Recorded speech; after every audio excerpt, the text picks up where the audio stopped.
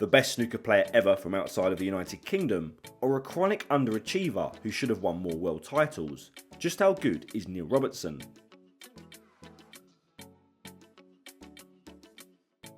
Neil Robertson's breakbuilding statistics are eye-watering. The Australian was the first player in history to make over 100 centuries in a single season, achieving this feat in the 2013-14 season. When looking at his overall century graph, we can see that Neil has averaged over 50 century breaks a season since 2011, putting him right up into the elite of breakbuilding, as well as being one of the select few players on tour to have over 1,000 career centuries. When we zone in on his frames per 50 plus break stats, his 2.81 frames per 50 plus break is extremely good, and is almost identical to that of Stephen Hendry. His cue ball control is usually strong, but I don't put him into the Hendry O'Sullivan mould of break building, where strong cue ball control means every shot seems simple during a break. Robertson is more of in the Judd Trump mould for break building, where his cue ball control might not always be perfect, but his ability to pot difficult recovery balls frequently in breaks, as well as his love for opening the balls up early in frames, means he makes big breaks very often. Using the eye test, Neil is very good to watch when building breaks. He's fluid and plays with a good rhythm, and his technique is picture perfect. I'm on the hunt for 2,000 subscribers. It's amazing that I'm even chasing this goal, because getting to 1,000 when I started this channel seems so far off. So if you love snooker and you like what I do, hit the like button, subscribe if you're new, and stay tuned for more analysis and snooker content.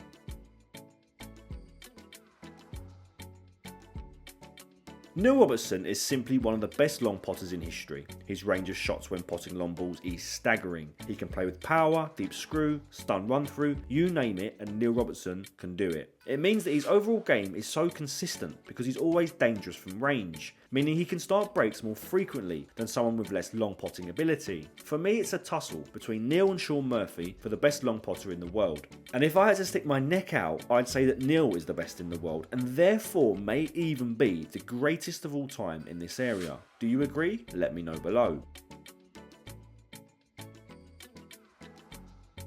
Safety play is an area where again Neil Robertson excels. Aside from the very elite where we discussed the mastery of Mark Selby and John Higgins, Neil Robertson is as good as anybody. His knowledge has definitely improved with age, similarly to that of Judd Trump, and now he can mix it with the very best tactical minds. The only criticism I have of Neil's safety game is the fact that in some certain pressure situations, he can go into his shell and play overly negative or containing safety shots. At his best, Neil will play attacking safety shots to open the balls up and allow scoring opportunities later on in the frame, but sometimes when his back is against the wall or he's playing another top pro, he can decide to put the balls safe and make the game cagier and less open, and I think this can sometimes backfire, especially in longer matches.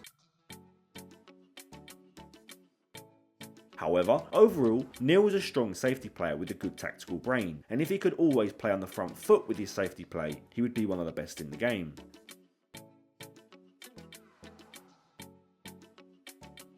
Neil Robertson has a good temperament. Whenever he has had a bad period during his career, he bounces back. When he fell off the tour as a youngster, he got straight back on. When he dropped out of the top 16 a season or so ago, he played some of the best snooker of his career to get back into the elite and is now world number 3. After matches, win or lose, his belief in his ability and the way he always backs his game shows me his mentality is very good. However, this all changes when he plays at the World Championship. For me, this is what separates the likes of Mark Selby and John Higgins from the players with slightly lesser temperaments. Neil doesn't quite have the temperament to adapt his game in order to excel in longer matches, which, like his sometimes overly negative safety play, is a problem for him over 17 days at the Crucible. You can also see this sometimes in big games, where his average shot time can sometimes dip from around 22 seconds to 28 or 29 seconds, when he may be overanalyzing certain shots. Still, his temperament is definitely not bad, and for the most part, it's a strong part of his game.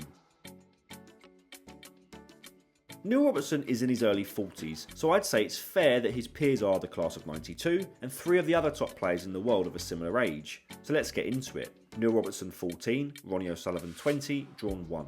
Neil Robertson 17, John Higgins 15, drawn 1. Neil Robertson 21, Mark Williams 7, drawn 3. Neil Robertson 18, Judd Trump 26. Neil Robertson 23, Mark Selby 24, drawn 1. Neil Robertson 11, Ding Junhui 10. So as I thought, Neil does struggle against the 2 best players of the past 15 years, who I'd say are Ronnie O'Sullivan and Judd Trump, but does fare well against Mark Williams and is competitive against John Higgins, Mark Selby and Ding Junhui. and Wii. This highlights that Neil is one of the top players in the game, but slightly off the top of the mountain, but definitely high up. Overall, you're looking at one of the best players of his generation. For the past 20 years, Neil Robertson has been one of the best break builders and long potters on tour. He's won 26 ranking events, made 1,000 centuries, and is always there or thereabouts in the business end of tournaments. His safety play under pressure could be better, and his record at the Crucible isn't brilliant, but these are dents in an otherwise glittering career and profile. So let's give him an overall rating. Break building, 9.5 out of 10, one of the best ever, definitely elite. Long potting, 10 out of 10, might be the best long potter of all time, controversial I know. Safety play, 8 out of 10, good, but sometimes can be a little bit overly negative. Temperament, 7 out of 10, good again, but lacking in big matches sometimes. And head to heads, 7.5 out of 10, pretty good, for a total of 42 out of 50, which puts him in the master category, which just demonstrates how good his overall game is. On the face of it, I could rank him lower due to his lack of world titles, but his break building and long potting is just so good, and although he has weaknesses in his game, they aren't so weak that he goes down a category for me. But what do you think? Do you think Neil should be in the master category at all? Do you think he should be lower? Let me know in the comments.